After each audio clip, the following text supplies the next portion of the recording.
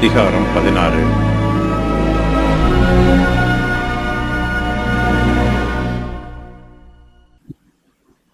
கர்த்தர் இஸ்ரவேல் ஜனத்தாருக்கு பாவ நிவாரண நாளை நியமனம் பண்ணுகிறார். அவர்கள் ஒவ்வொரு வருஷமும் தங்களுக்காக கர்த்தருடைய சந்நிதியில் பாவ நிவாரண பலியை செலுத்த வேண்டும். கர்த்தர் இஸ்ரவேல் புத்திரருக்கு சடங்காச்சார பிரமாணங்களை சொல்லுகிறார்.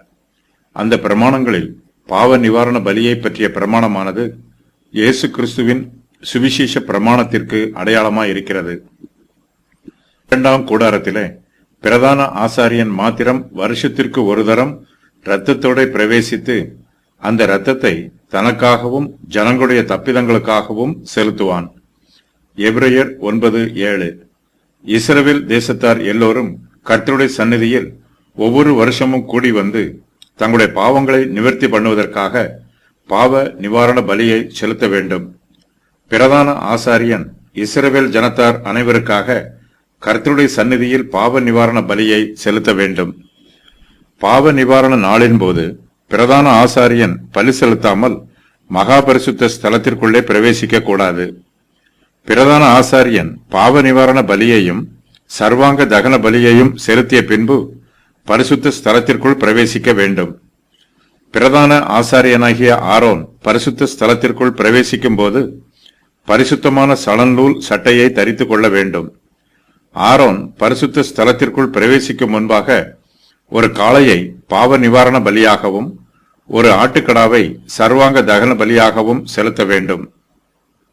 ஆரோன் தனக்காகவும் தன் வீட்டாருக்காகவும் பாவ நிவர்த்தி செய்யும்படிக்கு பாவ நிவாரண பலியின் காளையை செலுத்த வேண்டும். மேலும் ஆரோன் 2 வெள்ளாட்டு கடாவில் ஒரு வெள்ளாட்டு கடாவை பாவ நிவாரண பலியாக சேர பண்ண வேண்டும். ஆரோன் மகா பரிசுத்த ஸ்தலத்திற்குள் பிரவேசிக்கும் முன்பாக தன்னுடைய பாவ நிவாரணத்திற்காக செலுத்தப்பட்ட காளையின் இரத்தத்தில் கொஞ்சம் எடுத்துச் செல்ல வேண்டும். இஸ்ரவேல் புத்திரராகிய சபையாரின் பாவ நிவாரண பலியாக 2 வெள்ளாட்டு கடாக்களையும் அவர்களுடைய சர்வாங்க தகன பலியாக ஒரு ஆட்டுக்கடாவையும் செலுத்த வேண்டும்.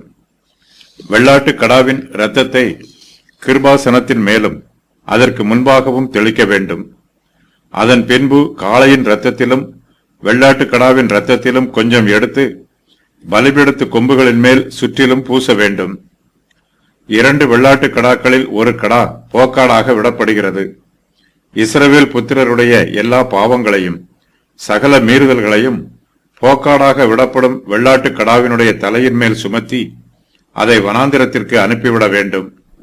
போக்காட்டை வனாந்திரத்தில் கொண்டு போய் விட்டவன் சடங்காச்சார பிரகாரமாக அசுத்தமானவன். ஆரோன் தன் சர்வாங்க தகன பலியையும் ஜனங்களின் சர்வாங்க தகன பலியையும் செலுத்த வேண்டும்.